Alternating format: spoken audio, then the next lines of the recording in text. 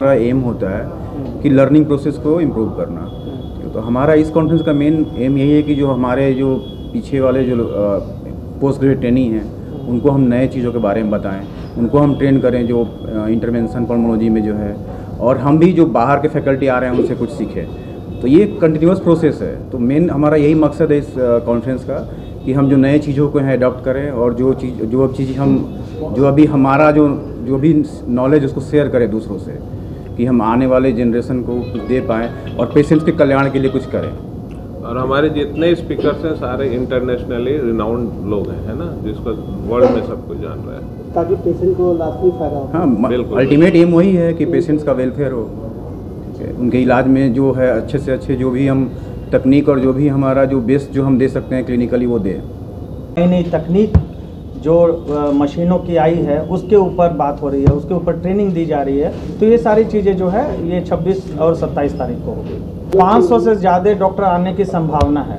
कुछ चीज़ें हैं जिसके बारे में मैं एम्फेसाइज करना चाहूँगा कि जैसे रेस्पिरेटरी डिजीज़, तो पोस्ट कोविड के बाद इसके लिए काफ़ी जागरूकता बढ़ी है, लोगों में इसका इम्पोर्टेंस भी समझ में आया है। पहले रेस्पिरेटरी डिपार्टमेंट और रेस्पिरेटरी डिजीज़ को उतना ज़्यादा वैल्यू नहीं दिया जाता था, लेकिन ऑफ लेट हम लोग को समझ में आया कि ये कितना इम्पोर्टेंट पार्ट है, specially after Covid. Respiratory disease की जब हम लोग बात करते हैं तो इसका प्रिवेलेंस बहुत ज़्यादा है, और कोई भी डिपार्टमेंट हो उसकी तुलना में इसका प्रिवेलेंस बहुत ज़्यादा है।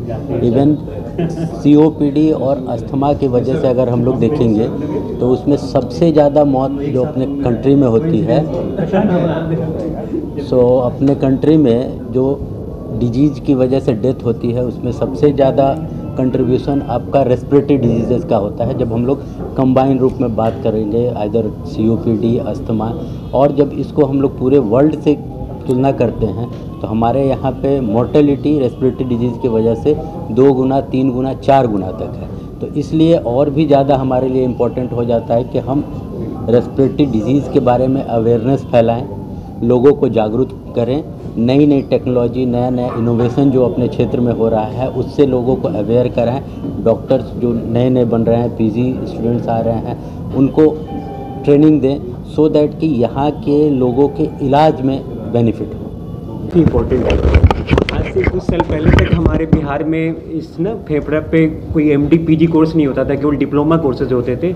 अब हम यहाँ पे MD कोर्सेज भी होते हैं जो बहुत सारे मेडिकल कॉलेज में शुरू हो गया है नया पे 2-3 साल से, और DM कोर्सेज भी हो रहा है जो हमारे यहाँ एम्स में हो रहा है। तो इन लोग के लिए काफ़ी अच्छा अपॉर्चुनिटी है लर्निंग के लिए, और इसीलिए हम लोगों ने इन लोग के लिए रिसर्च जो भी रिसर्च किए हैं उसको प्रेजेंट करने का मौका दे रहे हैं, और उनको प्राइज़ भी देंगे जो उसमें 1st, 2nd, 3rd रैंक है। साथ ही हम लोग PG के लिए क्विज कंपटीशन भी रखा है, तो फेफड़ा से संबंधित बीमारियों पे क्विज करेंगे, बहुत सारे क्वेश्चन पूछे जाएंगे सारे PG से, और उसमें जो टॉप करेगा उनको भी प्राइज़ दिया जाएगा। तो उनके लिए काफ़ी अच्छा है, और साथ में डेफिनेटली फिजिशियन, चेस्ट फिजिशियन सबके लिए फ़ायदा है कि बीमारी से जो भी नई चीज़ें आई हैं उन सारी चीज़ों के बारे में, उनकी ट्रीटमेंट, डायग्नोसिस जो भी हैं, नई पत्ती जो भी आई हैं तो डिस्कस करेंगे, जिससे उनको फ़ायदा होगा। उनके प्रैक्टिस जो कर रहे हैं उसमें कुछ नई चीज़ आ रही है तो उसको पेशेंट का भी भला होगा उससे। एक चीज़ मिस हो गया है, एक लाइव टेलीकास्ट होगा, है ना। EBUS एक नई मशीन है जिसके द्वारा गांठ में जाया जा सकता है, लंग्स में। वो लाइव टेलीकास्ट है 26 को मॉर्निंग में बिग अपोलो से, जो कि नए लोगों के लिए जो स्टूडेंट्स हैं, PGs हैं, उन लोगों के लिए सीखने का एक अच्छा मौका है। लाइव टेलीकास्ट ज्ञान भवन में होगा, बाहर से डॉक्टर भी आ रहे हैं करने के लिए। उसको ज्ञान भवन में बिग अपोलो में होगा। लाइव चीज़ आप हॉस्पिटल में ही करना होता है, वहाँ से लाइव टेलीकास्ट होगा उसका। कितने दिनों का है? पूरा जो हमारा सेमिनार है CME है, 2 दिनों का है।